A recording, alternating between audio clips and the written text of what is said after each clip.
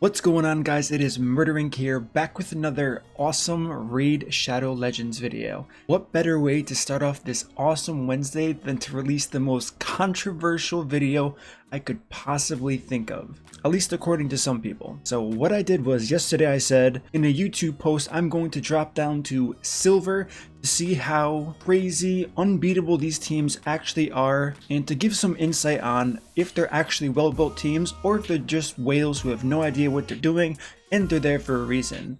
Upon doing that, there were hundreds of people who were really excited about the video. There's always that 10, 15, 20 people who are considered the loud minority of people saying, your Great Hall is going to be too big, why not just start a free-to-play series? Which brings me to another good point. I actually did do a progression series, and I didn't spend any money. I had it turvoed, and the first thing people said was you can't use a legendary and consider yourself free to play.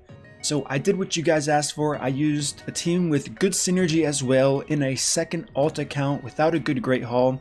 It was Jarek as the leader, Mausoleum Mage, Golden Reaper, and a Turvold, and I was crushing the silver teams, and people said it doesn't count because you're using a legendary. So I hear you guys, I understand your point. However, no matter what I do, some people literally just don't want to be convinced that it has nothing to do with their lack of knowledge. It has everything to do with what they don't have, and that's what's holding them back. What I want to talk to you guys about today, I actually went all the way down to bronze instead of just silver, so we can kind of take a look at these teams. Now the first thing I want to talk about is where people are getting this idea that they don't have to gear 4 champions for the arena when doing something like an arbiter mission. Now if you look at the arbiter missions, most of the later on missions have higher requirements, but there are those missions that say get into silver and get into gold. Now while this was definitely based around the game when it first released, one thing that newer players probably don't understand is the same people complaining about how hard arena is actually ruin this for everybody else.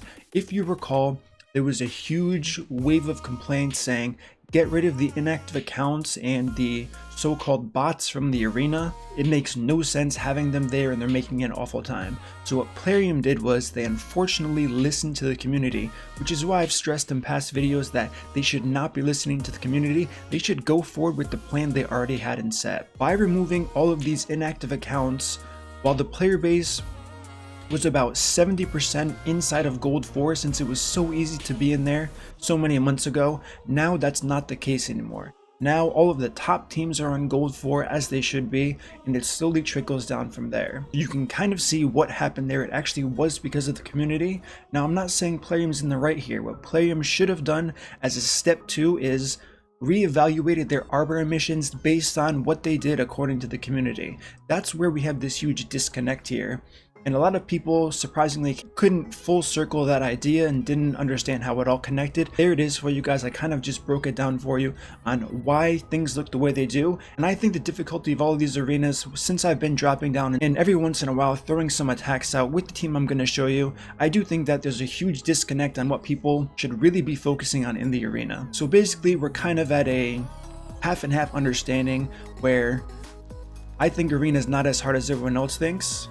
I think it's a lack of knowledge that a lot of players have, but I also think as far as arbiter missions go, I think they definitely have to relook at that since removing all of those inactive accounts, and I think the game is in a good spot where the top account should be in Gold 4, but to get the arbiter they should definitely reduce the either amount of medals required to get the arbiter and get rid of the mission that says make it to Gold 4. I personally don't remember that one. It's been a long time since I've had to go through those arbiter missions, but wherever that mission is in the length of the arbiter missions, they should just get rid of that completely and keep it all Great Hall tier based, and I think that'll be the best improvement for the community. Now before I start doing some battles, let's go over some of the most popular questions that people have been asking me. How can I drop down into bronze and give you an accurate display of what a good team looks like if my Great Hall looks like this? So my Great Hall isn't maxed. I know a lot of you said you have a maxed Great Hall. Regardless, I'm not going to dwell on that too much. The only thing that's really going to matter here is the fact that I have resistance here, which is going to make the value of my team power much higher. Now you can say, what about the 80 accuracy you have? 25% crit damage, 17. I'm going to show you what I did to my gear to kind of even this out a little bit. And still, people aren't going to be satisfied. I'm not here to satisfy everyone. I'm here to give you guys the tools and the knowledge you need to actually progress in this game instead of just complaining about it and getting nowhere. So before I show you my champion gear, one thing I want to talk about is people's expectations and how realistic the arena should be. Let me start off by asking you this question. Would you go into a clan boss difficulty without the required accuracy for that boss difficulty? Would you go into the clan boss without War Master or Giant Slayer expecting to get the top chest? The answer is going to be no. So I'm not sure where this came from. A lot of people are saying if you're free to play, I have to use the 4 champions for arena, also in dungeons and also in clan boss. While that may be true, those are champions. If you want to use them arena, they have to be arena champions. You cannot take a clan boss champion, have all clan boss stats on it, and expect them to do well in arena because you followed the really basic and harmful information of turn meter booster, debuffer, some type of CC'er, and then a damage nuker. That's not going to work. And once again, I'm not really sure where this all came from, but if these are the strategies you're following for arena, it's not going to help you out in the long run. You have to make sure that if you're building a champion for the arena, they are for the arena. Now, the good news for people is if you build a champion for arena, it's all based on synergy and CCing and doing damage. So this directly applies to dungeons, which isn't as difficult as the arena since they're static enemies, there's not always changing. So these are really big things to look at, especially when it comes down to team synergy. Now, arena is probably the hardest part of the game because like I said before, you can't get away with just throwing 4 champions together who fit a certain role, and a lot of people still miss the point on that. You have to make sure they're actually geared for the arena and you can use them elsewhere, not vice versa, or you're going to get into this really bad loop of why can't I do well in the arena. And I've done many takeovers and helped a lot of people out with this, where I've taken an account that's struggling to stay in silver and now they're in gold too, simply because I geared them for the arena, and it's a lot easier than a lot of you think. So as mentioned in my YouTube post, I said I was going to use 1 legendary, 3 epics for this little experiment. I did my best to make sure the team had really good synergy to really put a test to these legendary teams that are in these low brackets to see if people are actually gearing them properly. They're kind of using a scare tactic to not get hit, but they still can't beat other opponents because their team actually isn't built properly. So the champions I used are the following. The legendary I ended up using as War Chief. As we can see here, I have plus 12, plus 8 gear, and then a few plus 16 gear. This is what I did to kind of counterbalance the having a pretty well off Great Hall, and a lot of these stats don't mean a lot simply because I don't have 100% crit rate. So 2.7 thousand defense, obviously this is a little bit high for bronze. Once we get into silver and once we get into early gold, where this team will still work, as I'll show you, it's still not going to be an issue. I am getting that boost of accuracy and resistance. However, if I wanted to, I could just switch around some of my gear here and getting those stats without using some of my worst gear. Now I know some people will say, already right off the bat, your worst gear is better than a lot of other people's gear. Honestly, that's a really poor excuse and kind of a cop-out if you're going to use that to kind of sideline all of the information that I'm about to tell you about arena and about how synergy works. So I used this champion, I didn't give him ridiculous stats. The next 3 champions are the following. Doom Priest is going to be my leader in most cases. She does have a speed aura, so I am kind of following the meta. However, it's only for force allies, and the only other force champion I'm going to be using is in fact War Chief. Now here's the gear I'm using on Doom Priest. She is using a stalwart set, something you can get by farming dragon, something not used in arena a lot, and it's going to do really well. So hopefully people are going to take a note on that, and if you have stalwart set, don't just sell it right away. Keep in mind that the amount of damage it reduces from AoE attacks, which is most nukers in the bronze, silver, and early gold arena, this is something that you can definitely use to your advantage. Now once again, to compensate for the Great Hall, I did elect to use plus 8 accessories here, and with kind of terrible substats. Obviously attack isn't something I would ever need on a Doom Priest. So you know what we're going to do? We're just going to take that off to make the power to kind of ease some of the tension some people are going to have, saying your champions are ridiculously overgeared, which they're actually not. Now the third champion I'm going to be using is Sandlash Survivor. This kind of loops into the whole synergy in an arena team, especially if you're not counting on someone else going first.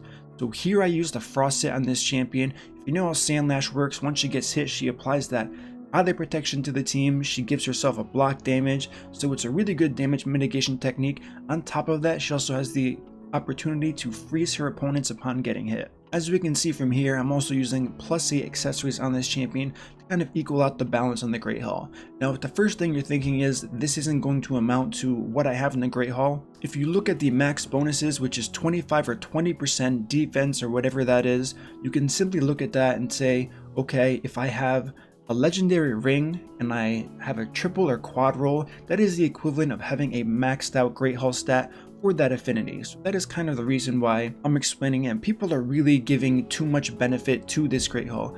Even if you look at Sandlash's total stats here, she doesn't need accuracy as much, so I didn't focus on it too much there. We do have 4,000 defense, 3,500 health, which is definitely very healthy, but the fact that I sacrificed so much damage makes this a lot more realistic. And really quickly looking at the Great Hall bonuses, kind of to really make people understand, especially when we start seeing numbers in the arena, 2,100 health as a bonus really isn't going to do much if someone's critting for 8,000 a hit.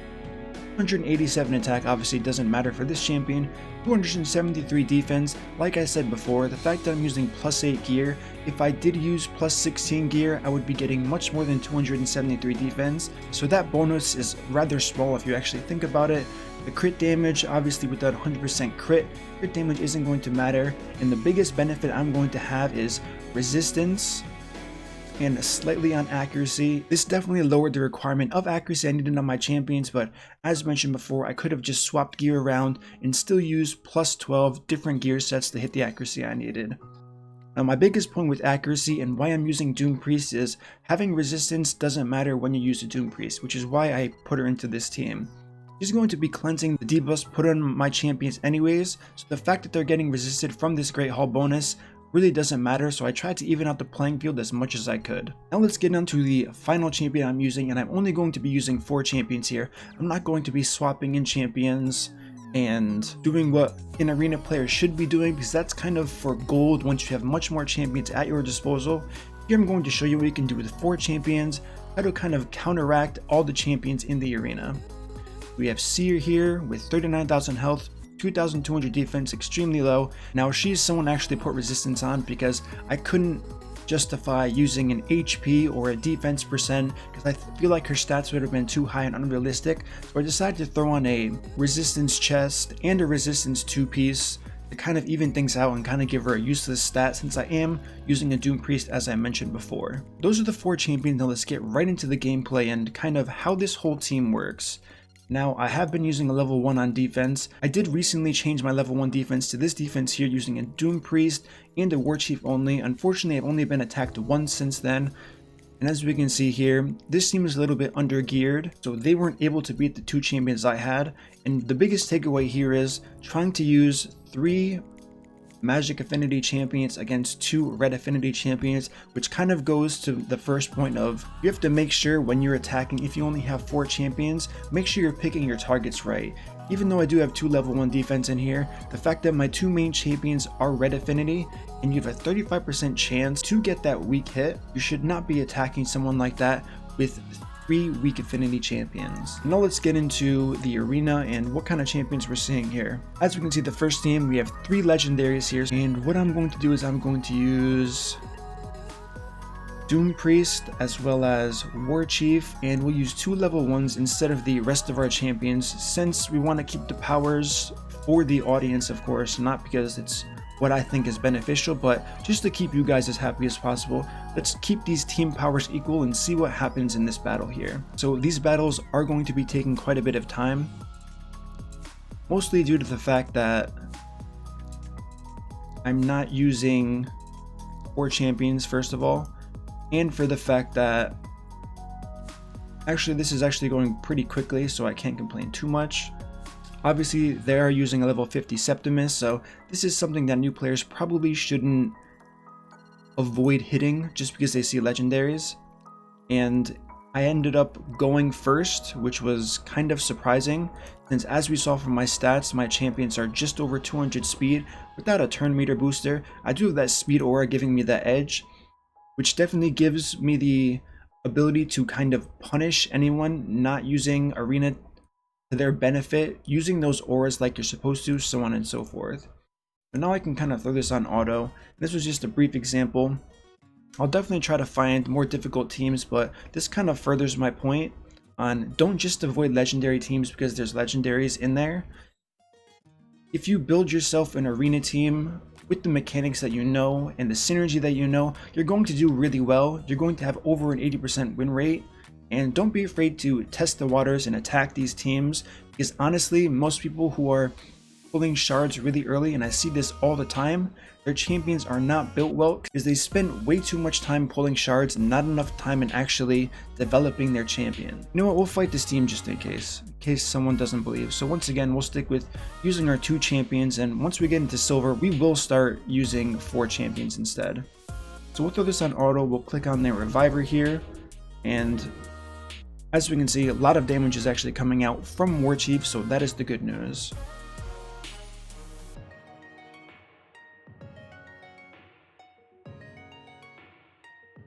This is kind of a free win. Not much was done as far as... Another takeaway here is really using those affinities to your advantage here. If you see their nuker is a certain affinity, if you have the options, definitely use a different affinity on your team. And regardless of who the other 3 champions are, you're going to do pretty well as long as you can kill that nuker. The battles may be longer than you like, but you're still going to win because you'll have that huge advantage with your affinity bonus. Double legendary, we'll just fight this team. Some people could say, oh, you're avoiding your double legendary team. So I'm going to do as much as I can to make sure the commons, because we know there's going to be tons of commons, that they're as intelligent as possible. And don't waste their time on things like, oh, you're doing this, you're doing that, you're skipping these certain teams. I'm willing to not skip teams, but likely you guys aren't willing to watch an hour video of me going through all of these teams one by one. Especially when I'm trying to cover all the way through Silver Arena, that's going to be way too long of a video. So after this, I'm going to kind of fast forward ahead until I start pushing into Silver and we start getting those Silver teams now that we've seen one refresh page of Bronze.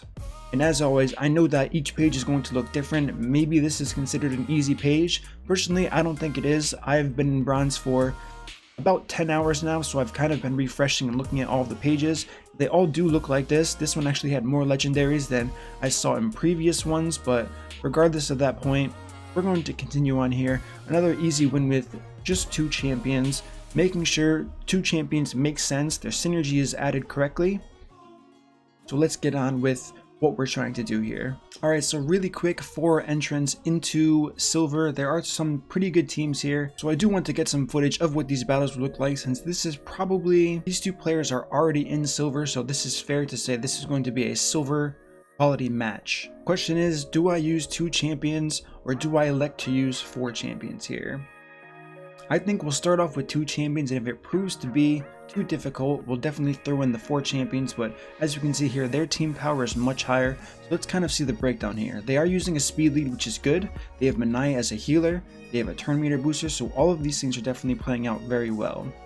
Now, once again, another huge drawback, as I've said many times, is these teams really aren't focusing on the proper amounts of speed on the champions. Maybe they haven't gotten that speed yet, and we'll throw this on auto just to see what the AI kind of does here, but we will see what this team actually ends up doing. So Skull Crown, main job is a damage dealer. She doesn't have 100% crit. That's kind of the first thing I noticed and the first major drawback that I've seen so far. We have the healing going on here. Who are we targeting? Let's see who my champions decide to target. Okay, so that time she crit twice. It does look like she's using War Master, which is interesting. So maybe they're using that for dungeons as well as other things like people have mentioned in the past. Let's go and click on the Skull Crown. Even though usually you would take out the healer, but the fact that the Skull Crown does have a little bit of crit, why not just make this a lot easier for ourselves? Unless War Chief isn't going to steal the buff. Yeah. 2 random buffs. Okay, of course he steals the continuous heal instead of what he should have stolen, which was the unkillable debuff. Now we'll target the healer next here. Since our CC'er and damage dealer of Ignatius, although he is a great champion, he's not doing much. So that's another thing you have to look at in the arena. When you're fighting an opponent, know who to hit first and who to kind of skip. Okay, so this battle is going pretty well so far. We were able to do this with just 2 champions, which is good. And I look forward to getting into the next battle and seeing how the next team's actually built compared to this team in Silver 1. Let's see what else we have here. Now we'll fight this team here. We'll use our free-to-play gems since we don't have too many. We'll use our 4 champions here. Once again, team powers are different. I get it. I have resistance, they don't. Let's hit auto, target the arbiter, and see what we can do against this team. Really nice to see our friend Basilius Rowanus there. And they actually had their Scartosis going before Arbiter, which once again is a lack of arena knowledge and how to actually build your champions. So this is what I mean about the synergy. Now hopefully some of you are kind of starting to see it, where I have a debuff Stripper, a debuff Cleanser, a really tanky additional debuff Stealer, just in case debuffs are applied after. I have a second provoke coming in from Sandlash Survivor on that A1. So this is kind of what you would do for an ideal go second team in these lower brackets without needing insane gear or having a top Great Hall. So while I was able to beat this team on full auto, if you wanted to replicate this, you don't have my Great Hall and you don't have the quality of my gear, even though I definitely lowered my gear to what I think should be possible for around this ranking. You can definitely get away with autoing this team with much worse gear since it's poorly built. Like I said, don't be afraid of the 4 legendaries. The fact that Scartosis went first should be a huge indicator to the audience that this team makes no sense regardless of how good these champions are. Now there's a lot of unascended champions here, so we're not going to fight that. We will fight this Raz and lead team since they do have a little bit of a power boost from their resistance aura as far as 2 turn meter boosters and a Trunda. Now we'll see what the logic was behind using a resistance champion. Let's see if they go first. So they in fact ended up not going first, so huge downside to them not using that speed lead from Scartosis to their advantage. Alright, so the team elected on auto to aim for their Reviver first, which is good.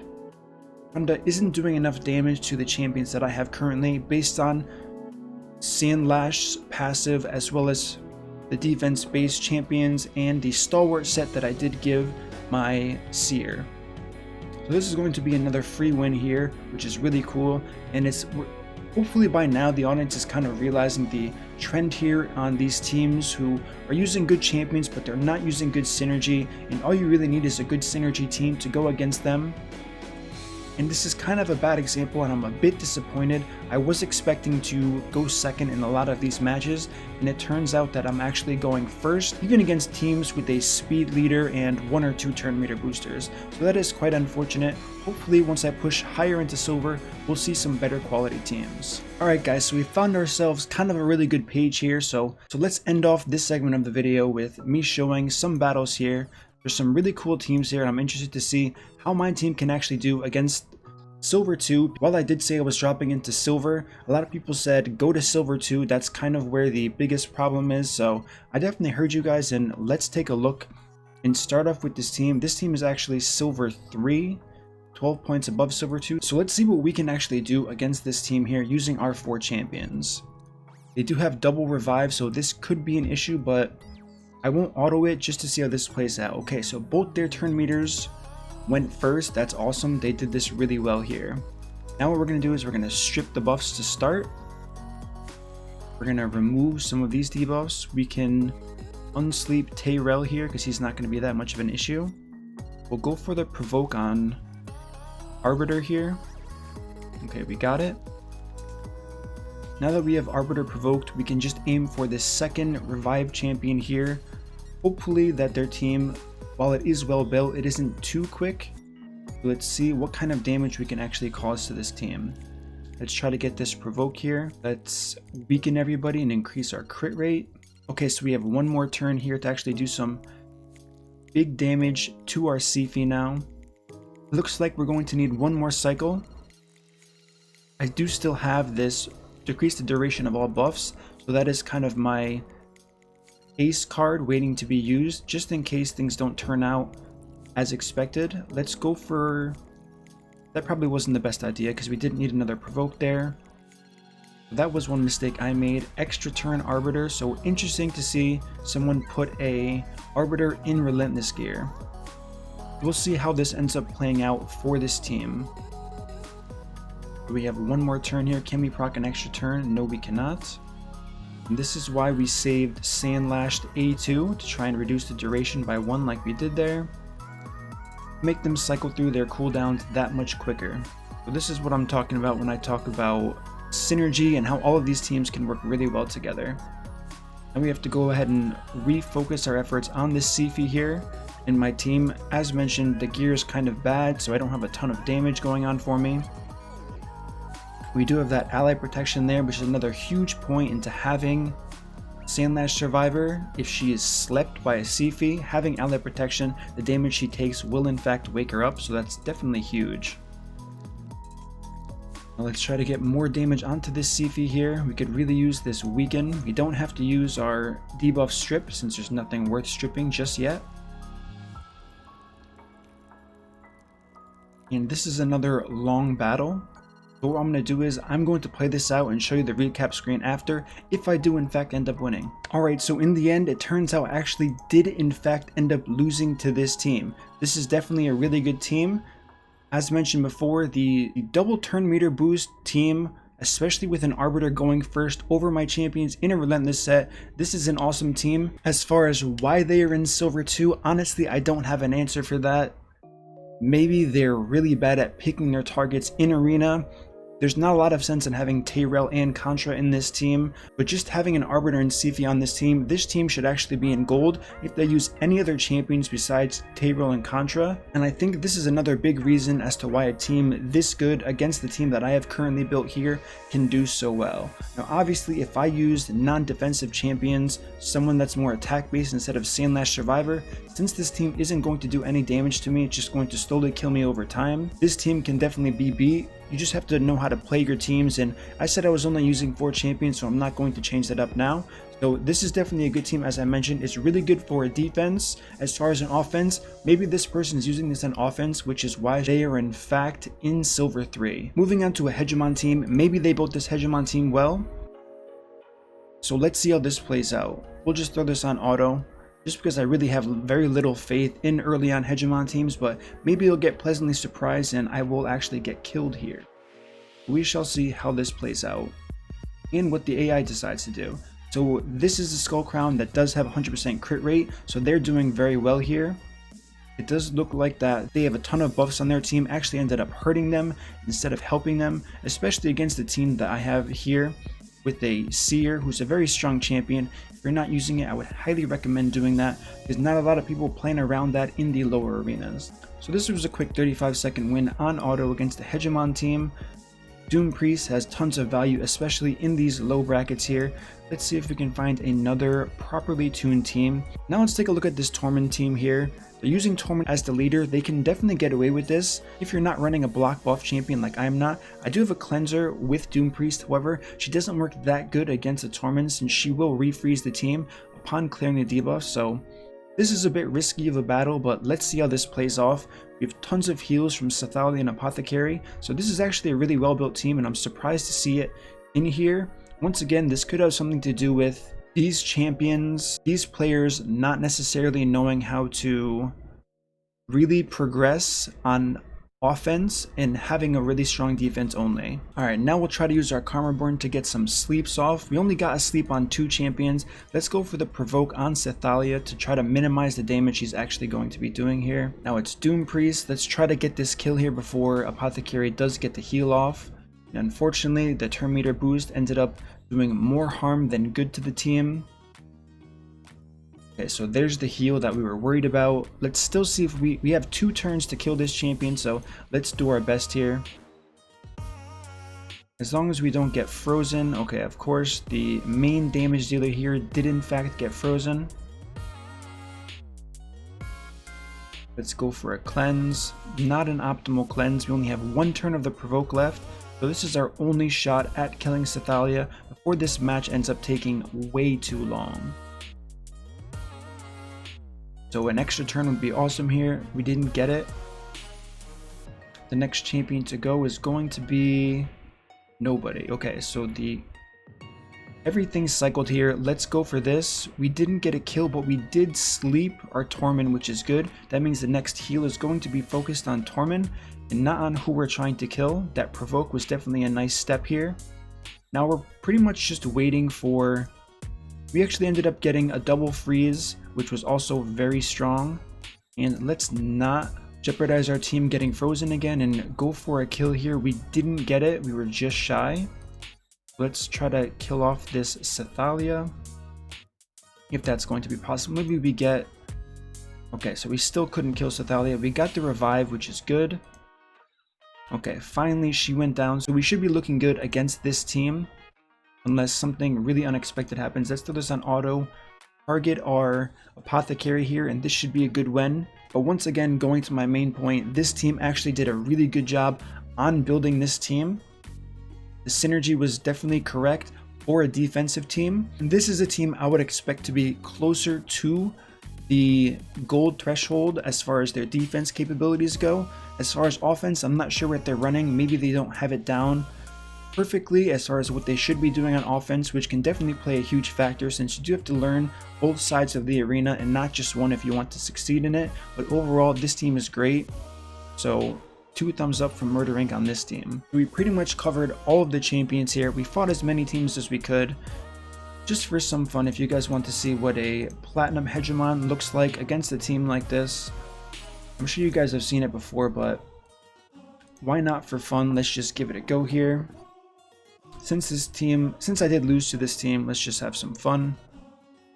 Okay, we ended up killing them all. So obviously, give me your feedback on the video. Let me know what you guys think. I'm going to show you the masteries here while I'm finishing up my final points, because masteries do play a huge role here. You can definitely use mastery sets like I have used on these champions for pretty much everywhere except for clan boss.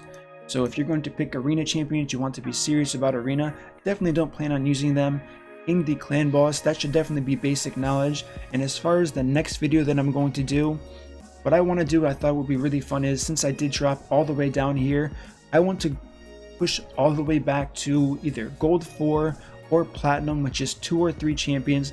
Haven't decided on how many yet because it's definitely going to be very difficult. So in between all of the keyboard warrior comments I'm definitely going to get for this video, definitely give me your feedback on how many champions you think I should use to push from where I'm currently at all the way up to platinum or gold 4. All of this is still to be determined as far as what I'm actually going to do for this. I'll probably make another YouTube status post. You guys can comment on that as well, since I'm sure the comment section here is going to be flooded with a lot of garbage that's going to be very hard to navigate through. And just out of curiosity, let's take a look at our battle log.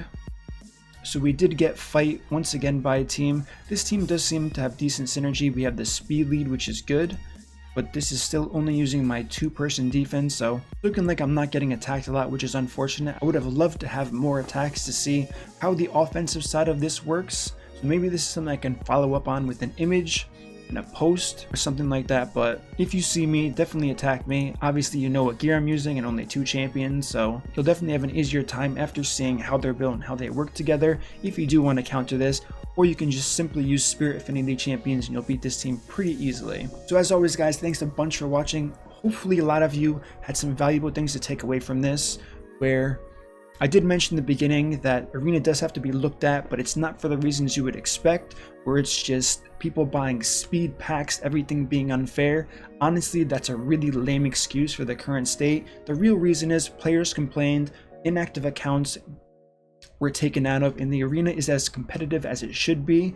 And with that, what plarium has to do next is they have to look at arbiter missions and readjust those based on the current status of the arena. So there definitely is a small disconnect in between plarium and the arena state right now, so they can definitely improve on that. But as far as people saying that teams in these lower brackets are overpowered, they shouldn't be here, I unfortunately disagree with you. I think most of these teams should be here.